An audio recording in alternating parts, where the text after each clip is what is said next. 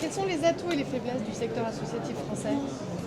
Je crois que les atouts du système associatif français, c'est évidemment d'abord sa forte vitalité, avec le nombre de créateurs d'entreprises qui se lancent dans l'associatif, avec le nombre de retraités qui se lancent dans l'associatif, avec ce maillage territorial qui existe au niveau associatif partout en France. C'est aussi l'élu local qui vous parle. Quand je vois l'échelle d'une ville comme Chaumont, la vitalité et ce que pèse le tissu associatif sur un créneau qui n'est souvent occupé ni par l'administration, l'État, les collectivités locales, ni par les entreprises, ni forcément par les particuliers. Donc c'est vraiment une place en matière de cohésion sociale qui est très importante. Quelles sont aujourd'hui les faiblesses, les difficultés du secteur associatif? Sans doute le fait que nous sommes à un moment clé de la vie des associations, dans leur fonctionnement, qu'on a besoin aujourd'hui de plus de professionnalisme, qu'on a besoin d'accompagner davantage les associations. Il y a un niveau d'exigence qui est plus fort vis-à-vis des associations aujourd'hui, en matière de comptabilité, en matière de portage, de montage de dossiers. Et puis la question du financement, qui n'est pas marginale, qui est très importante. Historiquement, le mouvement associatif a été porté par la collectivité publique. On voit bien aujourd'hui que la ressource publique devient rare. Donc quels sont demain les relais de croissance pour le monde associatif? Ça, c'est un enjeu absolument majeur. Compte tenu de l'état de nos finances et de la rigueur budgétaire qui est de mise, est-ce que l'État va continuer à soutenir les associations ou est-ce qu'au contraire, ce n'est pas une économie à faire comme une autre?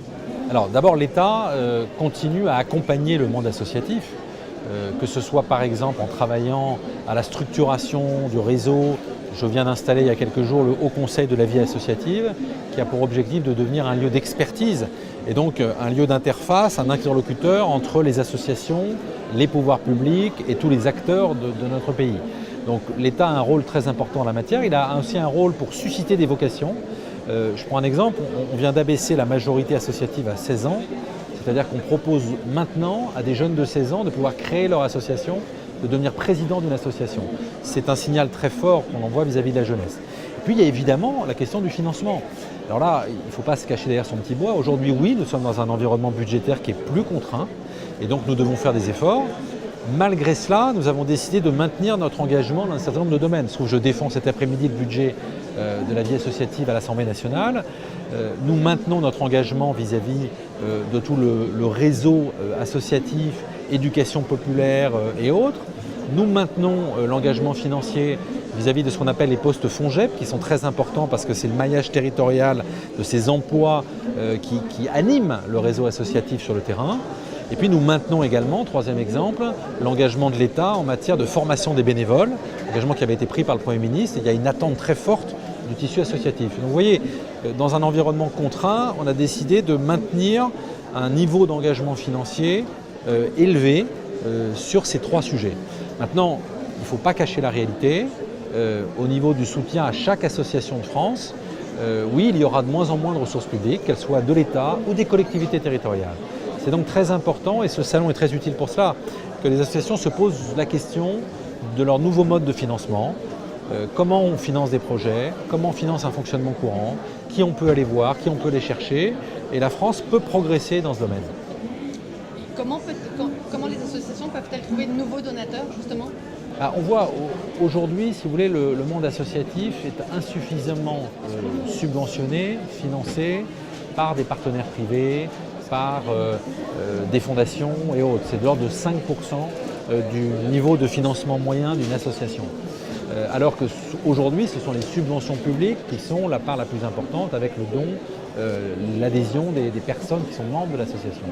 Donc c'est important dans les années qui viennent. On voit qu'il y a des pays qui ont progressé en la matière, qui utilisent mieux les technologies de l'information pour faire appel à des dons, qui utilisent mieux les médias pour faire appel à des dons. J'ai un rapport qui m'a été remis récemment du CSA qui est très intéressant dans ce domaine. Et puis ici, vous avez un certain nombre d'acteurs privés, d'entreprises, pas un gros mot, qui ont décidé d'investir dans le monde associatif. Pourquoi? Parce qu'elles considèrent que c'est une attente de leurs salariés.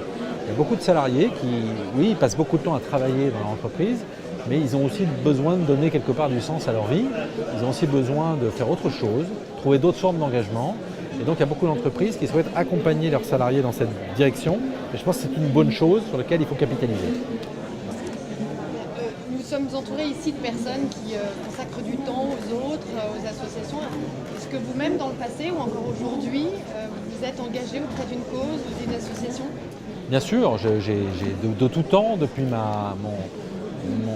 années étudiantes, j'ai contribué à créer moi-même des associations. J'ai été président d'associations, de plusieurs associations, qu'elles soient dans le domaine sportif, culturel, politique aussi. Donc oui, la vie associative fait partie de mon engagement personnel, même si après j'ai eu un engagement syndical, puis un engagement politique. Mais la vie associative a été un moment important pour moi.